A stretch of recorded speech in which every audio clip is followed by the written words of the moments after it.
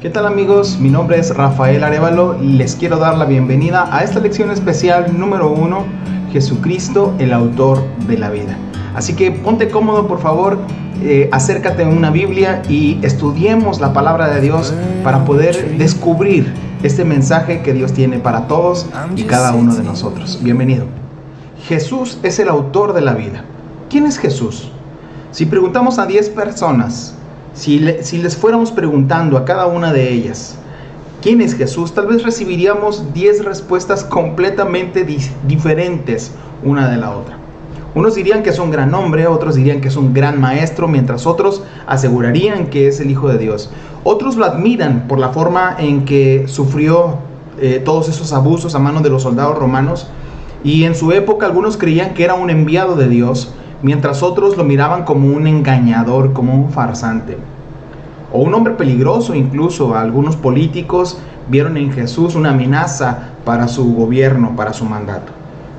Y ya que hay tantas opiniones, es importante y es necesario que volteemos a ver la Biblia para ver qué es lo que dice la Biblia acerca de Jesús. Así que el día de hoy quiero invitarte a que busquemos en la Biblia algunos pasajes y que podamos leer y convencernos por nosotros mismos quién es Jesús y qué dice la Biblia y qué dice Él mismo acerca de sí. Jesús es el creador de la vida. Si miramos con cuidado y vamos al Evangelio de Juan en el capítulo 1, la Biblia dice así: en el principio era el Verbo, y el Verbo era con Dios, y el Verbo era Dios. Este era en el principio con Dios.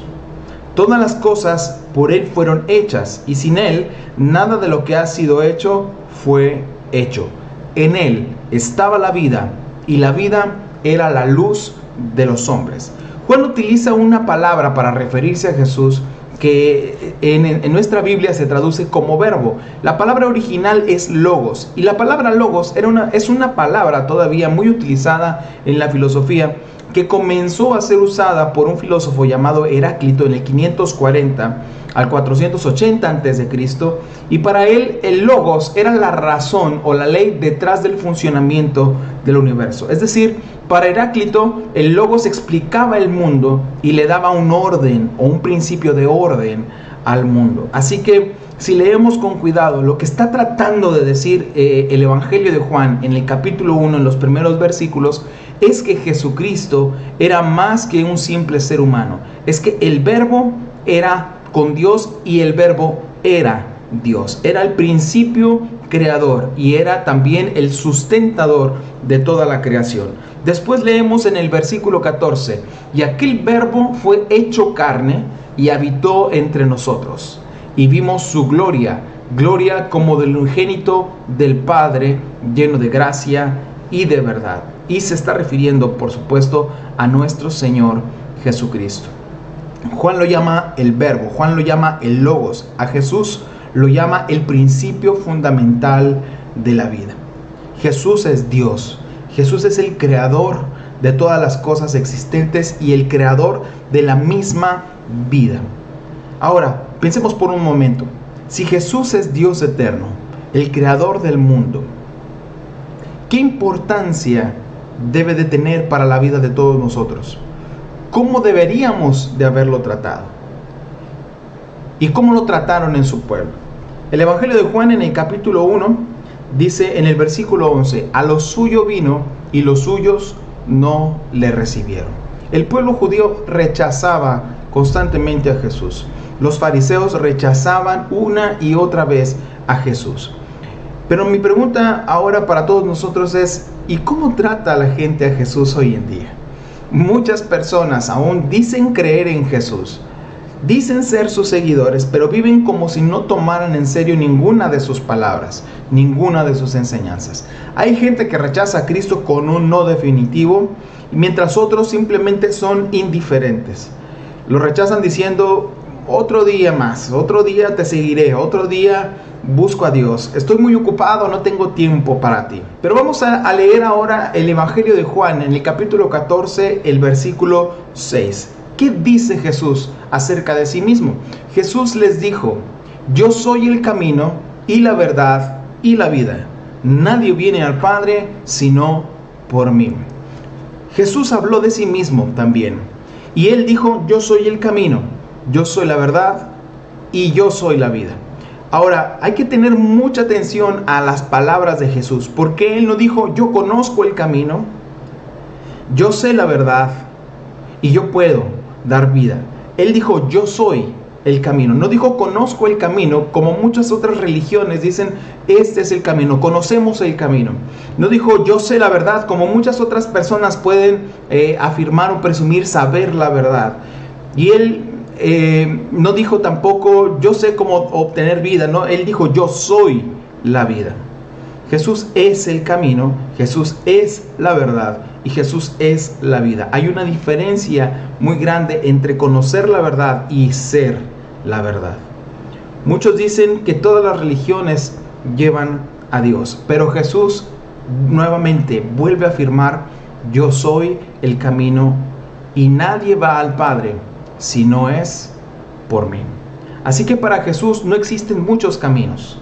Para Jesús no hay muchos caminos hacia Dios. Para Jesús solamente existe un camino y es Él. Aunque es común escuchar que todas las religiones nos llevan al cielo, Juan 14:6 dice justamente lo contrario.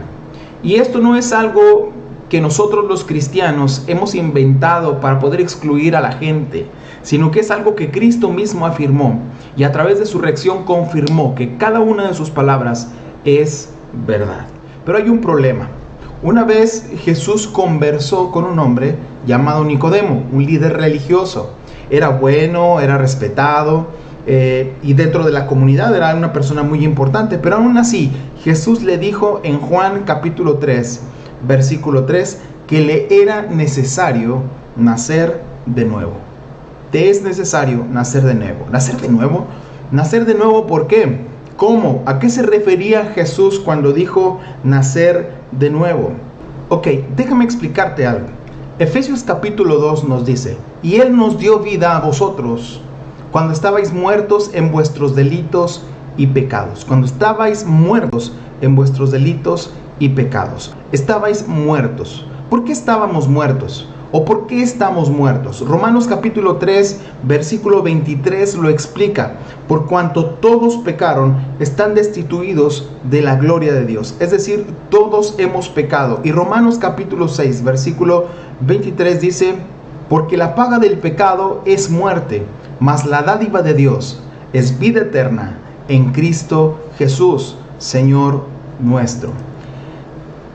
¿Por qué es necesario nacer de nuevo? Porque el ser humano está muerto espiritualmente. Porque desde el momento en que peca, el ser humano pierde esa vida espiritual. Y esa persona no puede ver el reino de Dios a menos que vuelva a nacer otra vez. Te lo voy a explicar con una sencilla ilustración.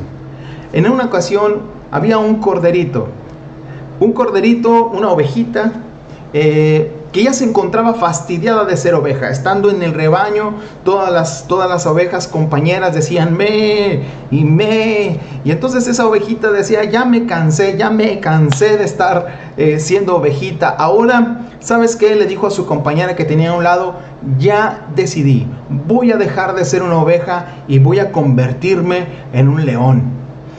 Así le dijo esta oveja a su compañera, voy a dejar de ser una oveja y me voy a convertir en un león. Y la otra oveja le dijo, pero ¿cómo puedes hacer eso? Es muy sencillo, voy a hacer todo lo que los leones hacen y entonces me voy a convertir en un león.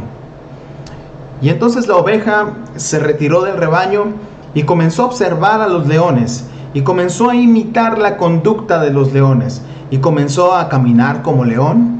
Y comenzó a intentar rugir como león. Y comenzó a cazar como si fuese un león. Y después de varios días de entrenamiento, después de varios días de trabajo y de esfuerzo, entonces dijo, creo que ya estoy lista, ya soy un león, ya parezco un león y ya soy un león. Y dentro de mí yo sé que ya soy un león. Y entonces la ovejita dijo, solamente me falta una cosa, y es juntarme con los leones. Y entonces la ovejita fue y se juntó con los leones, pero para no dejarlos muy tristes, bueno, pues hubo un festín esa noche con el grupo de los leones. Es peligroso Es peligroso intentar ser algo que no somos y que por naturaleza no somos. El ser humano necesita nacer de nuevo para volver a nacer del Espíritu. La evidencia de nuestra muerte espiritual es el conflicto, es la tensión, el rencor que hay entre familias, vecinos y compañeros. No logramos controlar los malos deseos. Con egoísmo y orgullo decimos, yo primero, o yo soy el mejor, o no soy tan malo como ellos. Pero déjame decirte que para que tú puedas ver la gloria de Dios, necesitas nacer de nuevo. Jesús es el que da vida. Juan 3:16, uno de los versículos más famosos de toda la historia de la humanidad, uno de los versículos bíblicos más famosos que existen, dice, porque de tal manera amó Dios al mundo, que ha dado a su Hijo unigénito, para que todo aquel que en Él cree no se pierda, mas tenga vida eterna. Jesús dijo que era necesario nacer de nuevo.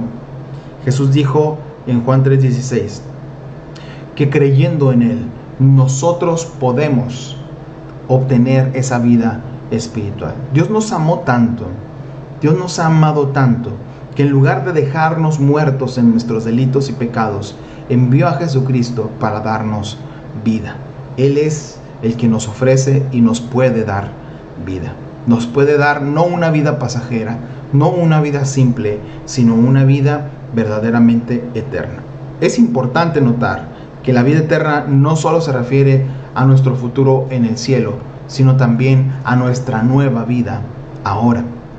Juan 5:24 dice que el creyente ha pasado de muerte a vida. Es decir, inmediatamente que tú pones tu fe en Jesucristo, tú puedes pasar de una muerte espiritual a una vida completamente plena y total en Cristo Jesús. Cuando nosotros leemos la Biblia, podemos darnos cuenta que Dios ha provisto todos los recursos que necesitamos para poder acercarnos a Él y dejar atrás esa vida de pecado. Pero es necesario poder creer y poder recibirlo. Y por último, para alejar esas dudas sobre lo que es realmente creer, quiero también comentártelo a través de una ilustración. Cierto día, un joven estaba observando un acto de equilibrio por parte de una persona en las cataratas del Niágara. Este hombre se subía a su bicicleta y a través de un cable atravesaba prácticamente de lado a lado las cataratas. La gente estaba asombrada aplaudiéndole. Entonces el hombre, al llegar a una de las orillas, dijo, en este momento voy a dirigirme y voy a manejar esta bicicleta sin manos y voy a cruzar hacia el otro lado y voy a regresar. ¿Cuántos creen que yo lo puedo lograr? Y entonces todos dijeron, sí, tú puedes hacerlo, tú puedes hacerlo. Y entonces el hombre subió y fue y regresó en la bicicleta sin manos. Y entonces el hombre preguntó, el hombre dijo, ahora voy a subir a la bicicleta y voy a cruzar de aquí hacia allá y de regreso, pero con una persona en mi bicicleta. ¿Cuántos creen que puedo lograr eso? Y entonces todos dijeron, sí, sí puedes, sí puedes. Y entonces él dijo, muy bien, pues entonces, ¿hay algún voluntario que quiera subirse conmigo a la bicicleta? La gente se quedó en silencio. De pronto un pequeño niño asomó su mano. Y entonces el Señor dijo, a ver tú, ven para acá. Y entonces el niño subió a la canasta. La gente estaba sorprendidísima, sorprendida. El niño subió a la canasta y el hombre cruzó con la bicicleta de un lado hacia el otro y de regreso. Y cuando regresa, la euforia de la gente fue increíble. Todos estaban aplaudiendo, sorprendidos y más sorprendidos que por el acto de haber cruzado. Estaban más sorprendidos de que ese niño fue tan valiente para poder subir a la bicicleta y cruzar con ese hombre esas cataratas. Entonces la gente se amotinó sobre el niño y le preguntaron, oye hijo, ¿cómo te atreviste? ¿De dónde sacaste valor para poder cruzar en la bicicleta con este hombre? Y entonces el niño le respondió, ese hombre de la bicicleta es mi padre y yo confío completamente en él. y sé perfectamente que si Él dice que me va a llevar y me va a traer, entonces así va a ser. Déjame decirte algo, las personas que creen no son las que le echan porras a Cristo. Las personas que realmente creen son las que se suben a la bicicleta. Las que asumen las palabras de Jesús como una realidad y actúan en base a esas palabras. Eso es verdaderamente mostrar una fe en Dios. Eso es verdaderamente creer en Cristo. El día de hoy yo quiero invitarte a que deposites toda tu fe en Cristo Jesús. No de labios hacia afuera, sino de corazón sincero. Y que hagas que tu vida sea correspondiente, que corresponde y que sea congruente con esas palabras, con esa fe. Muy bien, yo soy Rafael Arévalo y me dio mucho gusto que estuvieras con nosotros compartiendo esta lección. Te invito ahora a que puedas pasar a nuestra actividad en la liga que acompaña este video para que puedas reforzar tus conocimientos en cuanto a Jesús, el dador de la vida. Dios te bendiga.